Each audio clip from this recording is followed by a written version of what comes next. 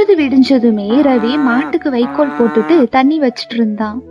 வீட்டுக்குள்ள இருந்து பாத்திரம் விழற சத்தமும் கூடவே மங்கம்மா பாட்டியோட குரலும் கேட்டுச்சு. ஏண்டி, விடிஞ்சு 3 மணி நேரம் ஆகுது, இன்னும் சுடு தண்ணி கூட வைக்கலையா? ஊர்ல இருக்கிற பொம்பளைங்க எல்லாம் வாசல்ல சாணம் தெளிச்சு கோலம் போட்டு கொல்ல பக்கம் போயிட்டு வந்துட்டாங்க. இந்த வீட்டு மகாராணிக்கு இன்னும் தூக்கம் தெளியலையா?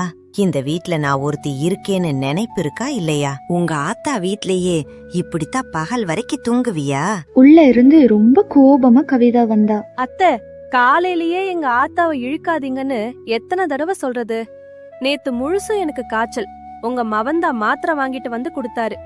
உடம்பு முடியாம படுத்திருக்கவளை எழுப்பி வேலை வாங்கணும்னு ஏன் இவ்வளவு துடிக்கிறீங்க? பெத்த மகளா இருந்தா இப்படித்தான் விடிய காலையில எழுப்பி உள வைக்க சொல்லுவீங்களா? அடி ஆத்தி, மகாராணிக்கு காய்ச்சலாமா? காய்ச்சல் நாங்க எல்லா காய்ச்சல் அடிக்கும் போதே கலப்பைய பிடிச்சிட்டு நிலத்துல வேலை செஞ்சவங்கடி. இப்போ இருக்கிறதுங்க எல்லா பவுடர் பூசின பொம்மைங்க, ஒட்டா சினுங்கிங்க. தும்மல் வந்தா கூட உடனே படுத்துக்க வேண்டியது. ரவி மாட்டுக்கு தண்ணி வச்சிட்டு இருந்தான். அப்போ இவங்க 2 பேர்த்தோட சத்தத்தை கேட்டதும் உள்ள வேகமா வந்தான். அம்மா, கொஞ்சம் சும்மா இருமா, அவளுக்கு நிஜமாவே உடம்பு சரியில்லை. ஆமாடா, அவ சொன்னா உனக்கு வேத வாக்கு, நான் சொன்னா உனக்கு வேப்பங்காயா கசக்கும். நான் இந்த வீட்ல ஒரு ஓரமா கிடக்குற நாய் மாதிரி ஆயிட்டேன் உங்களுக்கு. எனக்கு சோறு போட பிடிக்கலன்னா சொல்லிருங்க, நான் ஏதாச்சும் முதியோர் இல்லத்துல போய் சேர்ந்துக்கிறேன். அம்மா, என்ன வார்த்தை பேசுற நீ? கவிதா, நீயும் ஏன் பதிலுக்கு பதில் பேசுற? கொஞ்சம் அடங்கி போனாதா என்ன? எத்தனை நாளுதா நான் அடங்கி போடுறதுன்னே எனக்கு தெரியல. இப்படி 2 பேருமே டெய்லியும் ஏதாவது சண்டை போட்டுட்டே இருந்தாங்க. ரவி ரொம்ப கவலையா ஒரு மரத்துக்கடியில உட்கார்ந்து இருந்தான். அப்போ அந்த வழியா மதனும் அருணும் அங்க வந்தாங்க. ரவியண்ணா, ஏன் இங்க தனியா உட்கார்ந்துட்டு இருக்க? என்னாச்சுனா? அது ஏப்பா கேக்குற? என் பொண்டாட்டிக்கு என் அம்மாவுக்கு டெய்லியுமே ஏதாவது சண்டை வந்துட்டே இருக்கு. நானும் என்னென்னமோ பண்ணி பார்த்துட்டே, ஆனாலும் இவங்க சண்டை மட்டும் ஓயவே மாட்டேங்குத. நாளைக்கு நாங்க 2 பேரும் உங்க வீட்டுக்கு வரோம், கவலைப்படாம போங்க அப்படின்னு சொன்னாங்க. அடுத்த நாள் காலையில அமுதா சமைச்சிட்டு இருந்தா. அப்போ, ஏண்டி இன்னுமா சமைச்சிட்டு இருக்க? நானே எல்லாம் 10 நிமிஷத்துல எல்லாமே செஞ்சு முடிச்சிடுவே, பாத்துக்கோ. இவ்ளோ நேரம் சமைச்சிட்டு இருந்தா குடும்பம் நல்லா விளங்கிரும் அப்படின்னு மங்கம்மா பாட்டி கவிதாவை திட்டிட்டு இருந்தாங்க.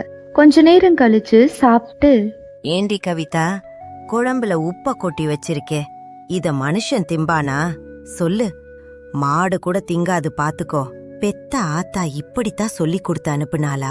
அத்தை, உங்க மகனுக்கு காரம் உப்பு வேணு, உங்களுக்கு உப்பு கம்மியா வேணு. நான் என்ன 2 அடுப்பா வச்சிருக்கேன்?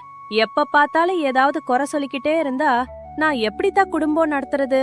ஓஹோ, எதிர்த்து பேசுறையா? நான் இந்த வீட்டுக்கு வந்தப்போ எங்க மாமியார் முன்னாடி மூச்சு கூட விட மாட்டேன். இப்போ இருக்கிறதுங்க எல்லா தலைக்காலு புரியாம ஆடுதுங்க. ஏடா ரவி, அண்ணன் முன்னாடியே உன் பொண்டாட்டி என்ன எப்படி பேசுறான்னு பாத்தியா? நான் எதுக்கு இந்த வீட்ல இருக்கணும்? ஒரு ஓரமா போயிடுறேன். நீ உன் பொண்டாட்டியோடையே சந்தோஷமாயிரு. அம்மா, அவ ஏதோ தெரியாம பேசிட்டாமா, அதுக்கு எதுக்குமா இப்படி பேசுற? நீ அவளுக்குத்தான் சப்போர்ட் பண்ணுவேன்னு எனக்கு தெரியும். பெத்தவளை விட கட்டி வந்தவ மேலதான் உனக்கு பாசம் அதிகம். போடா. மங்கம்மா பாட்டி அங்கிருந்து போனதும் கவிதா அழ ஆரம்பிச்சா. உங்க அம்மா கிட்ட எடுத்து சொல்றதுக்கு உங்களுக்கு முதல்ல தைரியம் இருக்கா? எப்ப பார்த்தாலும் என்ன குத்தி காட்டிக்கிட்டே இருக்காங்க. நீங்க ஒண்ணுமே பேசாம வேடிக்கை பாக்குறீங்க. அரியே, அவங்க வயசானவங்கடி, கொஞ்சம் பொறுத்துக்கோன்னு சொன்னா கேட்க மாட்டியா நீ? நீங்க உங்க அம்மாக்கே வக்காலத்து வாங்குங்க. வயசானவங்கன்னா என்ன வேணா பேசலாமா? எனக்குன்னு ஒரு மான மரியாதை இல்லையா? நான் இந்த வீட்டுக்கு வந்ததுல இருந்து ஒரு நாள் கூட நிம்மதியா ஒரு வாய் சோறு தின்னதில்ல. இந்த மிளகா வத்தலை விட உங்க அம்மாவோட நாக்கு காரமா இருக்கு. நான் சமைச்சா உப்பு இல்லைன்றாங்க, துணி துவைச்சா அழுக்கு போகலன்றாங்க. என்ன கண்டாலே உங்களுக்கு பிடிக்கலன்னா நான் என் பிள்ளைய கூட்டிட்டு எங்க அண்ணன் வீட்டுக்கே போயிடுறேன். இப்படி பேசிட்டே இருக்கும்போது அருணும் மதனும் அங்க வந்தாங்க. என்ன ரவி, என்ன வீடே ரணகலமா இருக்கு? பாட்டி, என்ன விஷயம்? தம்பி, இந்த வீட்ல எனக்கு மரியாதையே இல்லப்பா. நான் காசிக்கு போயிடலாம்னு இருக்கேன். சண்டை போடுற நேரமா இது? பாட்டி, நீங்க காசிக்கு போறது இருக்கட்டும், அந்த பழைய ஆலமரத்து சாமிக்கு நேர்த்திக்கரன் செலுத்தாததால இந்த வாரத்துல எந்த வீட்டுல சண்டை நடக்குதோ அந்த வீட்டு ஆம்பளைங்களுக்கு கண்ணு தெரியாம போயிருன்னு பூசாரி சொல்லியிருக்காரு. என்னப்பா சொல்ற? கண்ணு தெரியாம போயிருமா? ஆமா பாட்டி, இதனாலதான் பக்கத்து ஊர்ல 2 பேருக்கு கண்ணு தெரியாம போச்சான். எனக்கே ரொம்ப பயமா இருக்கு பாட்டி. ஐயோ, என் புள்ள கண்ணுக்கு ஏதாவது ஆச்சுன்னா என்ன பண்றது? தம்பி, இதுக்கு வேற வழியே இல்லையா? இருக்கு பாட்டி, ஆனால் அது உங்களால் பண்ண முடியாது. அது உங்களுக்கு ரொம்ப கஷ்டமாக இருக்குமே. பரவாயில்லப்பா, நான் எது இருந்தாலும் கண்டிப்பா பண்றேன். என்னன்னு சொல்லுங்க. அது பாட்டி, அடுத்த 5 நாளைக்கு நிழல் தர்மம் செய்யணுமாமா. அப்படின்னா அத்தை எங்கே போனாலும் மருமக நிழல் மாதிரி உடவே போய் கையை பிடிச்சி கூட்டிகிட்டு போகணும். மருமக சமைக்கும்போது அத்தை பக்கத்தில் நின்று விசிறி விடணும். ஒருத்தர் மனசில் ஒருத்தர் மேலே கோபம் இருந்தால் அப்புறம் சாமி உங்கள் பையனோட கண்ணை எடுத்துரும் பார்த்துக்கோங்க. அப்படி சொன்னதும் 2 பேருமே ரொம்ப பயந்துட்டு வேற வழி இல்லாம சம்மதிச்சாங்க.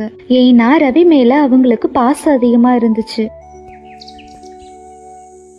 அடுத்த நாள் இருந்து கவிதா சமைக்கும் போது மங்கம்மா பாட்டி விசிறி எடுத்துட்டு வந்து ஆட்டிட்டு இருந்தாங்க.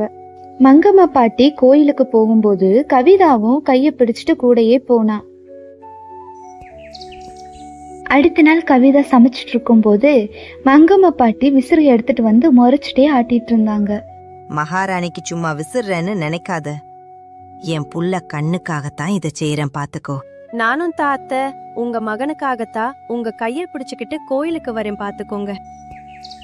அடுத்த நாள் கவிதா சமைச்சு முடிச்சதுக்கு அப்புறம் திடீர்னு அடுப்புல இருந்த பருப்பு சட்டி நழுவ கவிதா அத வெறும் கையில பிடிச்சதும் சுளீர்னு சூடுபட்டு கவிதா கத்துனா. ஐயோ அம்மா! கவிதா அப்படி கத்துனதும், ஐயோ, அறிவு இருக்கா உனக்கு? எதுக்கு வெறு கையில பிடிக்கிற? இரு அந்த தேங்காய் எண்ணெயை எடுத்துட்டு வர்ற.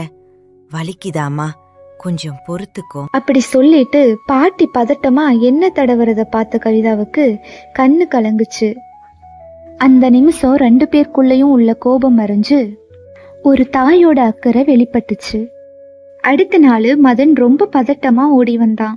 ஐயோ பாட்டி, கவிதாக்கா, ரவி அண்ணன் தோட்டத்துல வேலை செய்யும் போது திடுதிப்புன்னு கண்ணு தெரியலையா, அங்கேயே உட்கார்ந்து அழுதுட்டு இருக்காரு.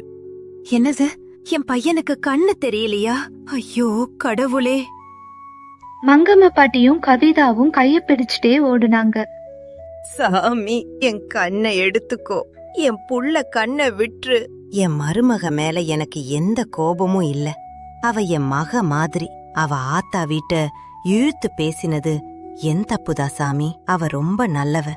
இல்ல சாமி, நான் தான் அத்தைய எதிர்த்து பேசி தப்பு பண்ணிட்டேன். அவங்க என் அம்மா மாதிரி. அவங்க இல்லாம இந்த வீடு இல்ல. அவருக்கு எதுவுமே ஆக கூடாது. அப்படி சொல்லிட்டு ஒருத்தர் கைய ஒருத்தர் பிடிச்சிட்டே தோட்டத்துக்கு ஓடுனாங்க. தோட்டத்துக்கு போனா அங்க ரவி ரொம்ப நிம்மதியா இளநீ குடிச்சிட்டு இருந்தான். அப்ப அருணும் மதனும் அங்க வந்தாங்க. பாத்தீங்களா, ரவி அண்ணனுக்கு ஒண்ணுமே ஆகல. அப்படி சொன்னதுக்கு அப்புறம் தான் அவங்க 2 பேருக்குமே ரொம்ப நிம்மதியா இருந்துச்சு. ஆனா உங்க 2 பேரோட மனசுல இருந்த அழுக்கு மட்டும் ஓடி போயிருச்சு. ஒரு பயம் வந்தா மட்டும்தான் உங்களோட அன்பு வெளியே வருமா? சொல்லுங்க பாட்டி. அருண் அப்படி கேட்டதுமே மங்கம்மா பாட்டிக்கு தான் இவ்ளோ நாள் கவிதா கிட்ட நடந்துகிட்டத நினைச்சு ரொம்ப வருத்தப்பட்டாங்க. கவிதா, என்ன மன்னிச்சிடுமா. பெத்தவங்கள பிரிஞ்சு வந்தவள நான் தான் மகளா பாத்திருக்கணும். வயசான காலத்துல அதிகாரம் பண்ணணும்னு ஆசைப்பட்டு இப்படி பண்ணிட்டே என்ன மன்னிச்சிடுமா. இனிமே வீட்டு சாவி உன் இடுப்புலயே இருக்கட்டும்.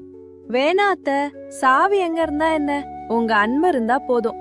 இனிமே நீங்க திட்டுனா கூட நான் எதிர்த்து பேச மாட்டேன். ஏன்னா அந்த திட்டுலயே என் மேல நீங்க வச்சிருக்கிற அக்கறைய புரிஞ்சுக்கிட்டேன். இப்படி ஒருத்தர் மாத்தி ஒருத்தர் பேசுனத பார்த்த ரவிக்கு ரொம்ப சந்தோஷமா இருந்துச்சு. டேய், நீங்க 2 பேருமே பெரிய மந்திரவாதிங்கடா. உடைஞ்சு போன என் குடும்பத்தை ஒட்ட வச்சுட்டுங்க. நீங்க 2 பேரும் செஞ்ச உதவிக்கு ரொம்ப நன்றி.